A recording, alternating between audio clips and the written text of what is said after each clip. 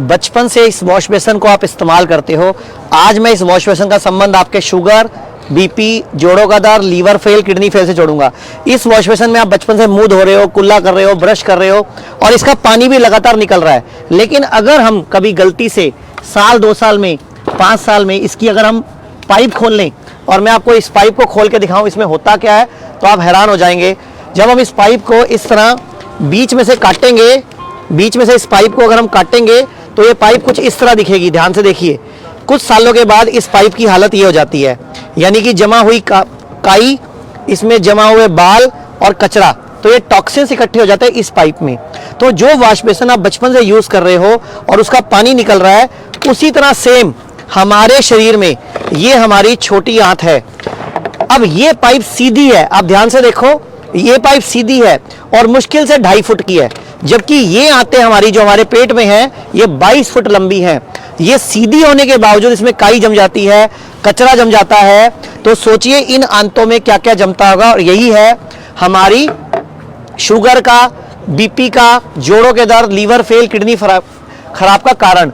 तो ये हम हिम्स हॉस्पिटल चंडीगढ़ में हैं। ये जो छोटी आंत थी हमारी, ये छोटी आंत इस टाइम पूरी सब लोगों की, पूरे भारत की गंदगी से भरी हुई है, इसी तरह की गंदगी से।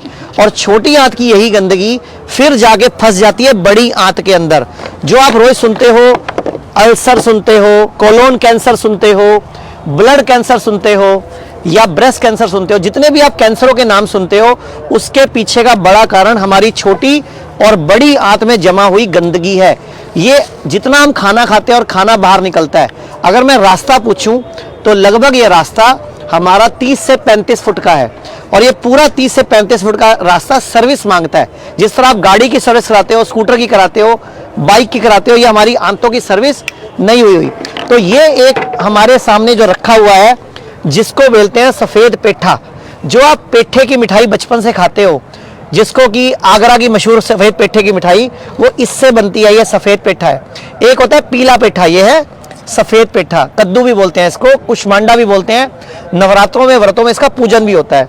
अगर कोई भी व्यक्ति इस सफेद पेठे को इस तरह बड़े पीसेस में काट के इसका जूस निकाल कर, जैसे इसके बड़े पीसेस, छोटे पीसेस काट के ना, इसमें हम मिक्सी में बीट करें और इसके अंदर थोड़ा सा पानी डालें, थोड़ा सा पानी डाल के इसको घुमाओ तो इसका जूस बनाएं अगर हम, और रोज सुबह खाली पेट अगर हम कुछ दिन पिए तो ये पूरी आंतों को सफाई करने की शक्ति रखती है।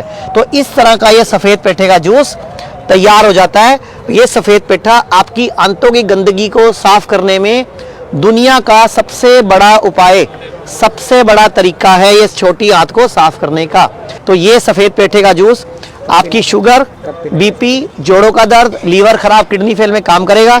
जब भी इसको पीना है, ये ध्यान रखना, जो भी बहुबीजीय फल होता है, बहुबीजीय मतलब जिसमें बीज ज्यादा होते हैं, जैसे पेठे में बीज होते हैं, तो ये काली मिर्च को लगभग 1 चुटकी इतना काली मिर्च, जो भी बहुबीजीय मतलब जिसमें जिस भी फल में, जैसे पपीते बहुबीजीय है, तरबूज बहुबीजीय है, तो ये बहुबीजीय फल, जो भी बहुबीजीय फल होगा उसमें जब भी खाना है तो आधा चम्मच या 1 बड़ी चुटकी, लगभग इतना काली मिर्च को हम इसमें डाल के अच्छी तरह घोल के, उसके बाद सुबह खाली पेट बिना कुल्ला, बिना ब्रश करे, अगर कोई व्यक्ति इस तरह बैठ के पिए, उकड़ू बैठकर एक एक घूंट करके पिए, तो ये रामबाण काम करेगा।